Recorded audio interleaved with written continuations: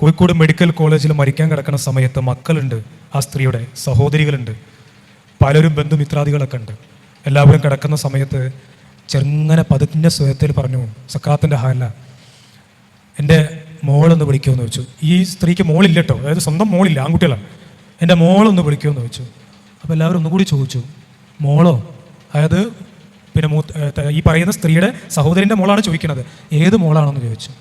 അപ്പോൾ ഇവർ വിചാരിച്ച് നമ്മളാണെന്ന് വിചാരിച്ചു, മീൻസ് ആ പറയുന്ന പെൺകുട്ടിയാണെന്ന് പറഞ്ഞതല്ല, എൻ്റെ മരുമോള് വിളിക്കുമെന്ന് പറഞ്ഞു. മരുമോള് വന്നു. മരുമോള് വന്നിട്ട് കുറേ അവൾ വിചാരിച്ചില്ല അങ്ങനെന്ന്. മരുമോള് വന്നിട്ട് അടുത്ത് വന്നിരുന്നു. മോളെ എന്നെ ഒന്ന് തലോടി കൊണ്ടാന്ന് പറഞ്ഞു. അങ്ങനെ മോളങ്ങനെ മോള് ആ പറയുന്ന നമുക്ക് ഇങ്ങനെ തലോടി കൊടുത്ത്, എന്നിട്ട് കൈ ഇവിടെ നെഞ്ചത്ത് ഇങ്ങനെ പിടിച്ചിട്ട് കൈ അമർത്തി പിടിച്ചിട്ട് ആ സ്ത്രീ പറയാണ്, ഞാൻ പോയി കഴിഞ്ഞാൽ എനിക്ക് ആകെയുള്ള ഒരു ആശ്വാസം നീയാണ്, നീ കുടുംബത്തിൻ്റെ ഒരു അത്താണിയാണ്, നീ എന്ന് ഈ കുടുംബത്തിൽ കയറിയോ അന്ന് ഈ കുടുംബത്തിന് സന്തോഷവും സമൃദ്ധിയും സമാധാനവും ഉണ്ടായിട്ടുണ്ട്.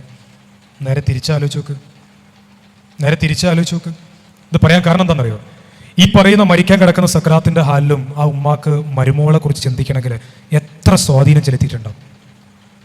എൻ്റെ പ്രിയപ്പെട്ട മക്കളോട് പറയാനുള്ള, ഇങ്ങനെയായിരിക്കണം ഹൃദയത്തിൽ കൂട് കൂട്ടേണ്ടത്. ഹൃദയത്തിൽ കൂട് കൂട്ടുക എന്ന് പറയുന്നത് ഇതാണ്. നേരെ തിരിച്ചാണെങ്കിൽ ഏറ്റവും വലിയ അപകടമാണ്.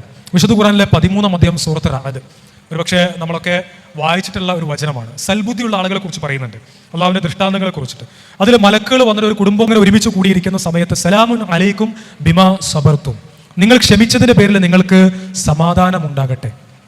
മലക്കുകൾ പറയണം, ഫനിഅമ ഉഖ്ബദ്ദാർ, ഈ പര്യവസാനത്തിൽ നിങ്ങൾക്ക് അനുഗ്രഹം ഉണ്ടാകട്ടെ എന്ന് അവിടെ വിശുദ്ധ ഖുർആൻ നമ്മളെ പരിചയപ്പെടുത്തണം.